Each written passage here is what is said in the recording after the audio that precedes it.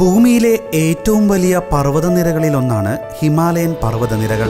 7200 അടിയിലധികം ഉയരമുള്ള 100-ൽ അധികം കൊടുമുടികളാണ് ഇവിടെ സ്ഥിതി ചെയ്യുന്നത്. ലോകത്തിലെ തന്നെ ഏറ്റവും വലിയ കൊടുമുടികളിൽ ഒന്നായ എവറസ്റ്റ് കൊടുമുടിയും ഇന്ത്യ ഉൾപ്പെടെ 7 രാജ്യങ്ങളിലായി വ്യാപിച്ചു കിടക്കുന്ന ഹിമാലയൻ പർവ്വതനിരകളിൽ ഉൾപ്പെടുന്നു. സഞ്ചാരികളെ ഏറെ ആകർഷിക്കുന്ന പർവ്വതനിരകൾ ആകാംക്ഷയോടൊപ്പം അതീവ ദുർഘടവുമാണ്. ഇവ കീഴടക്കുന്നതിന് പരിശീലനത്തോടൊപ്പം മനക്കരുത്തും അത്യാവശ്യമാണ്.